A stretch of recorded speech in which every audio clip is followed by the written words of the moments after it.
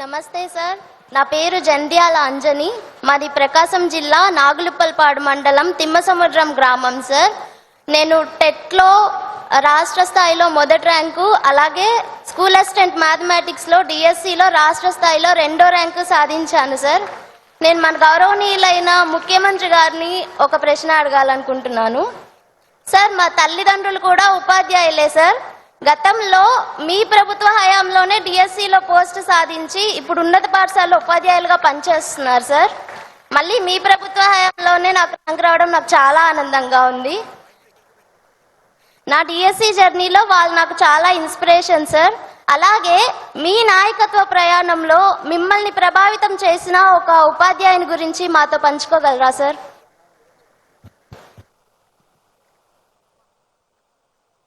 కొన్ని సంఘటనలు ఉంటాయి మా జీవితాల్లో. నేను ఎస్వి యూనివర్సిటీలో చదివాను. ఎకనామిక్స్ డిపార్ట్మెంట్లో ఎంఏ చేశాను. నాకు అప్పట్లో డిఎల్ నారాయణ అని ఒక ప్రొఫెసర్ ఉండేవాడు, ఎకనామిక్స్ ప్రొఫెసర్. ఆయన నన్ను అన్ని విధాలా ప్రోత్సహించేవాడు. నేను స్టూడెంట్ లీడర్గా ఎమర్జ్ అవ్వడానికి కొంతవరకు సహకరించి, నేను ఎప్పుడు చదువుకునేవాడిని కాదు పెద్దగా. నాకు ఒక ఆలోచన ఉండేది, ఏం కావాలి అనుకున్నప్పుడు చాలామంది నాకు సజెస్ట్ చేశారు. ఐఏఎస్ అయితే బాగుంటుందన్నారు. ఐఏఎస్ మనకు చదివేంత ఓపిక లేదు కాబట్టి కాలేము. ఏం చేయాలని ఆలోచించినప్పుడు నేను రాజకీయాల్లోకి రావాలని ఒక నిర్ణయం తీసుకుంటే నన్ను ప్రోత్సహించింది మొట్టమొదటిసారిగా మా ప్రొఫెసర్ డిఎల్ నారాయణ గారు అన్ని విధాల.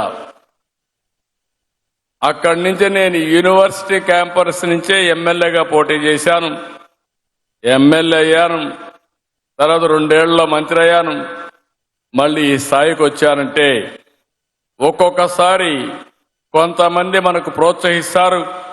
ఆ ప్రోత్సాహాన్ని అందుకుంటే ఆకాశమే హద్దుగా ఎదిగే పరిస్థితి వస్తుంది. ఆ పాత్రలో టీచర్స్ కూడా మీలో ఒక బాధ్యత ఉంది. మీ దగ్గర చదువుకునే పిల్లల్లో ఎలాంటి స్కిల్స్ వాళ్ళకున్నాయి. కొంతమంది మ్యాథమెటిక్స్లో చాలా స్ట్రాంగ్గా ఉంటారు పిల్లలు, వాళ్ళని గుర్తించాలి. కొంతమంది సాంకేతికంగా అంటే సైన్స్ ఇవన్నీ కూడా చాలా బాగుంటారు, వాళ్ళని గుర్తించాలి. అవి గుర్తించి మీరు కానీ వాళ్ళలో ఉండే ఇన్హెరెంట్ క్వాలిటీస్ బయట తేగలిగితే బ్రహ్మాండమైన భవిష్యత్తు ఉంటుంది. కృషి చేస్తే ఏదైనా సాధ్యం. ఒక ఎగ్జాంపుల్ చెప్తున్నాను. నాకు ఒక కోరిక మీ అందరి మీద. నేనెప్పుడూ లోకేష్ గారు ఎడ్యుకేషన్ గురించి పట్టించుకోలేదు, మా మిస్సెస్సే పట్టించుకునేది. కడాన ఈయన స్టాన్ఫోర్డ్కి పోవడానికి, బ్రహ్మణి కూడా స్టాన్ఫోర్డ్ పోవడానికి మా మిస్సెస్సే కారణం. అప్పుడప్పుడు నా వెనకానబడి నువ్వు కూడా కొంచెం శ్రద్ధ పెట్టు, అక్కడ వెరిఫై చేసి చెప్పంటే కొద్దిగా ప్రయత్నం చేస్తే ఈరోజు ఒక కుటుంబంలో 2 కూడా స్టాన్ఫోర్డ్ చదువుకొని వచ్చారు. నేను ఇక్కడుండే టీచర్స్ అందరినీ ఒకటే కోరుతున్నా, నాకు ఒక కళ, నా ఆశయం, ఆంధ్రప్రదేశ్లో ఉండే యువత మొత్తం ప్రపంచంలో జరిగే మార్పులకు అనుగుణంగా వీళ్ళు విద్య అభ్యసించాల్సిన అవసరం ఉంది. ఈరోజు ఒక్కటే కాదు, నేను ఎవ్వరూ ఊహించినప్పుడు ఐటీ గురించి మాట్లాడాను. ఈరోజు మీ అందరితో నేను చెప్పేది నాలెడ్జ్ గురించి మాట్లాడుతున్నా. అందుకే ఇటీవల కాలంలో పదే చెప్తున్నాను, హార్డ్ వర్క్ కాదు కావాల్సింది, స్మార్ట్ వర్క్ కావాలి. టీచర్లు కూడా మీరు గుర్తుపెట్టుకోవాలి. సున్నితంగా మీ పిల్లల మనోభావాల ప్రకారం మీరు టీచ్ చేయగలిగితే బ్రహ్మాండమైన ఫలితాలు వస్తాయి. అలాంటి విద్యకు దోహదం చేయాలనే ఉద్దేశంతోనే ఈరోజు మీ అందరి దగ్గరికి వచ్చాం. నేను మళ్ళీ కోరుతున్నా, ఆంధ్రప్రదేశ్ యువత ప్రపంచంలో నెంబర్ 1 కావాలంటే ఆ శక్తి మీలో ఉంది. ఆ శక్తి నిరూపించాల్సిందిగా మరొక్కసారి మిమ్మల్ని అందరినీ కోరుతున్నా.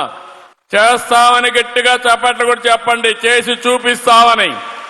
ఏం తమ్ముళ్ళు మీరు, ఏంటమ్మా ఆడబిడ్డలు మీరు వెరీ గుడ్. ఆ నమ్మకాన్ని మీరు నిరూపించగలిగితే దీనికంటే మించిన ఆనందం ఉండదు. మనం శాశ్వతం కాదు, సమాజం శాశ్వతం. Thank you.